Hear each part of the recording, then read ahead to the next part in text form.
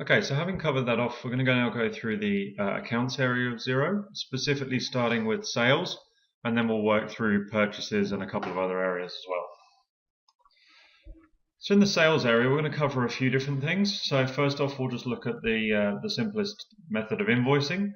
We'll talk a little bit about repeating invoices and credit notes. Both of those function very, very similar, but there's a couple of things to be aware of when using those in your business.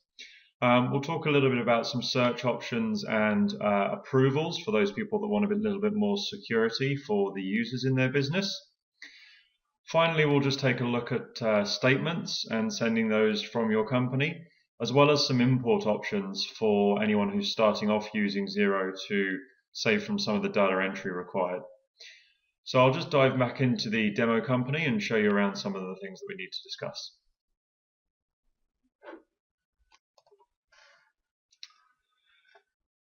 So here in the demo company, as mentioned before, we're going through the accounts tab. So this is just the first tab at the top here, and we're going to look specifically at sales.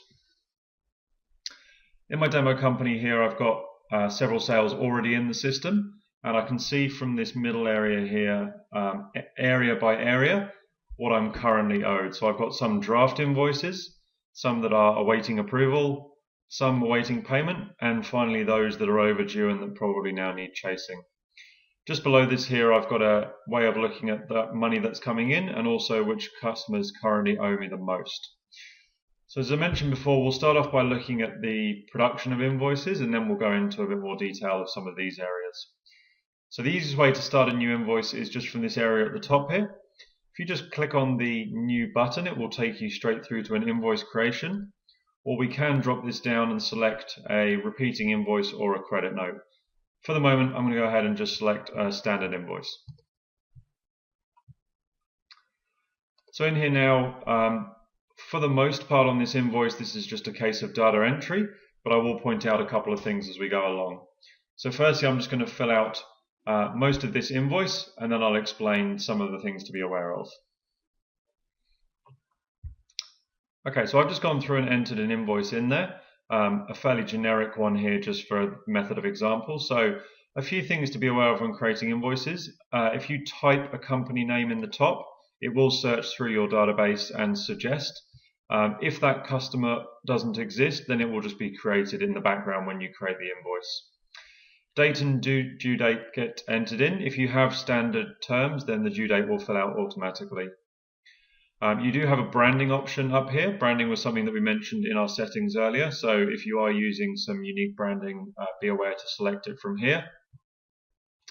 Currency and amounts, again, are automatic from your settings, and if you have items in the system, you can pick a drop down here and select the particular item that you want. If you don't have inventory items, you can just enter line descriptions as usual. So with all this information filled out, we've got a couple of different options here. So I can save this invoice. I can either save it as a draft, or I can save it and submit it for approval. So those options would be useful for someone who you've given access to your system, but in a view-only capacity, and you haven't allowed them to approve their own invoices. Because I'm an administrator of my system here, I've also got this button on the right-hand side where I can approve the invoice through, or I can cancel it off as well. So for this one, I'm just going to go and approve this invoice. So that's now all set, saved in and approved. You'll notice from the history down the bottom here, it started calculating that I was the person that approved this, and it's put some notes in it. And I've also got the option here to put a payment through, although in most cases we would do that from the bank reconciliation. Finally, at the top here, I've got an email option to send, Finally, up the top here, I've got an email option to send out to my customer. I can print a PDF if I'm going to mail this to a customer, or I've got some invoice options if I do need to go in and edit this invoice, if I need to void it off, or if I need to do a repeating on this, if this is maybe a monthly subscription or similar. So I'm going to go back out for the moment to the sales option and just show you through a recurring invoice and a credit note.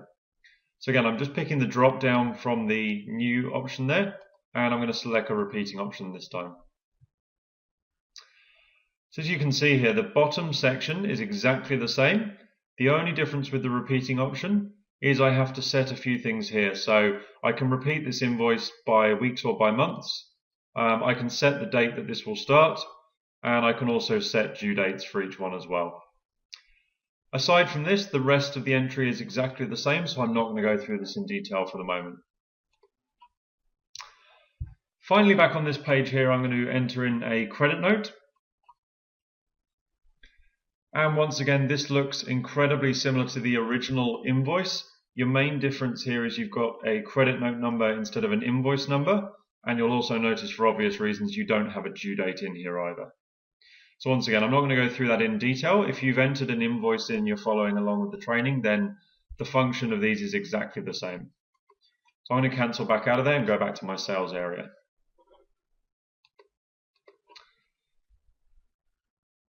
So one other thing to cover off here is then the areas just through the middle here.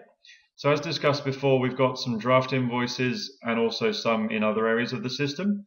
I can click through to any of these to see those invoices which are in a specific status, or I can click See All at the top here, which will then take me through to the list of all invoices within my company. From here, I still have those tabs at the top, so I can get a quick access to a particular type of invoice, or I do have a search button at the top here.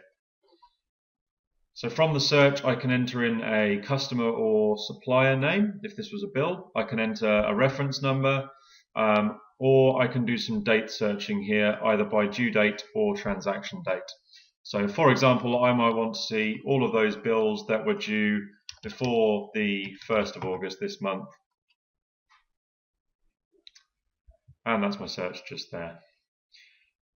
Two other buttons at the top here that we haven't looked at. The first one for send statements.